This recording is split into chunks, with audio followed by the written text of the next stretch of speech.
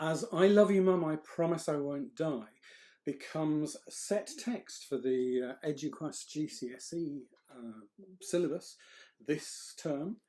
And following the success of The Story Behind Too Much Punch for Judy and the Hard to Swallow, Easy to Digest, but which had a scheme of work, we brought that all together and come up with this book telling the story behind I Love You Mum, I Promise I Won't Die, and creating a book which has it's a very detailed scheme of work, ideas for teachers, pretty much half the book, by Annette Hume, who I've worked with over a number of years, actually working on Hard to Swallow with her.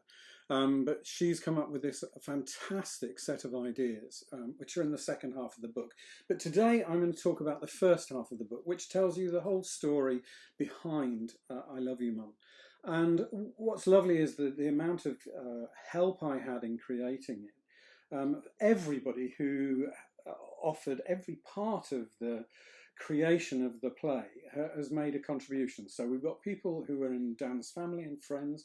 They've offered their memories of helping me to get the words together. The cast of OYT, they've contributed, and also the adult team of people who put the production together. They've given their memories of creating the production. So I'm going to start off just by reading you a number of little pieces which will give you an idea as to the quality of what they say. So this is Tim, Dan's dad, talking about the idea of the play coming together and the decisions that they had to make as a family. I had the sense, knowing nothing about modern drama, of this being like a door that we were invited to walk through, knowing nothing of whether it would succeed or fail, or where it might lead. Like so many things in the timeline since Dan's death, it seemed like I needed to take this chance, as I would always wonder what would have happened if I didn't. Like so many of these things, it was the gateway to a new part of my life, and to an increase in the way of making Dan's story known. I'm overwhelmingly glad that we pushed on this door, and that it opened in the way that it did. Tim's son, Jacob, Dan's brother, his early reaction is quite heartrending to hear. The idea of turning the experience into a play hadn't come from those of us who knew Dan, but it did plant the idea. For me, the experience was still very raw. Dan hadn't been dead for long. I think it was 3 or 4 months. For me, the experience was still very raw. Dan hadn't been dead for long. It seemed grotesque to go to any lengths to try to relive or recreate that in any way. I was still very much in shock, and it was hard for me to see beyond how traumatising the experience was. However, talking to Mark and friends and family made me see the value of a play to convey the message that the Daniel Spargo Mabs Foundation wanted to share. Mark clearly didn't want to sensationalise. He seemed genuinely committed to theatre as a form of education, and so it has proved to be. So they were the views of them, and then one of Daniel's friends, Jack, talks about arriving at the interviews and his feelings about the interviews. My most palpable memory was the abject fear I felt as I walked out of my parents' car and into the church where Mark was waiting for his interviewees.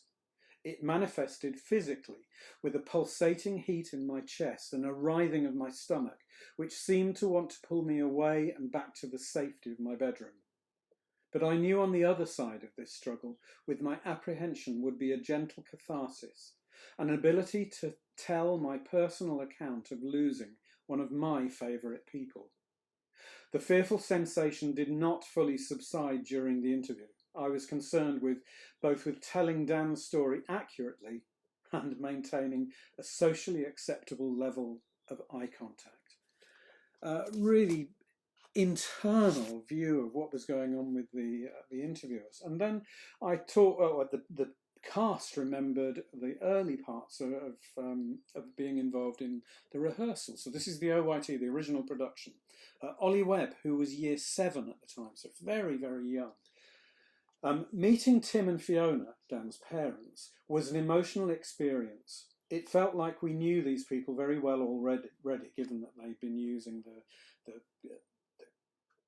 the sheets of verbatim transcripts that I'd provided them with. They instantly became all of our mums and dads, and were so lovely to share their story with us. A strong memory is the first time we showed them the rave scene. I remember the part where I, as Dan, get thrown forward and drop to the floor. I crawl slowly towards a block downstage right. I remember looking up and making eye contact with Fiona, and she began to sob. That was the lowest point for me in the whole process of developing the play.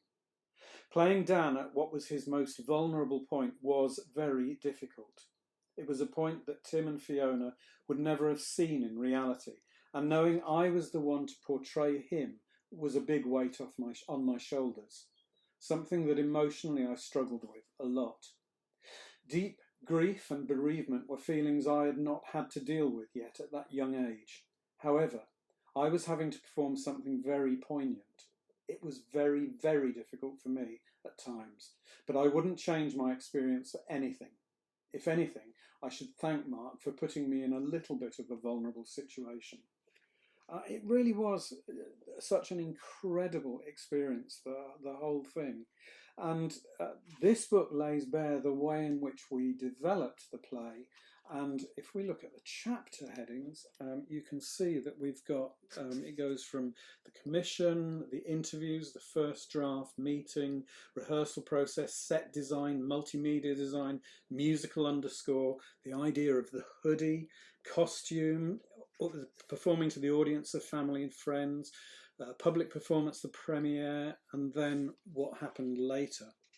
The scheme of work, just to run through the things that are included in that. Before you start, tasks for teachers, some ways in, genre and style, structure, issues and themes, characters, rehearsal techniques, performance, playing a role, design, set design, props, costume, hair and makeup, sound, lighting and projection, key scenes, revision, resources.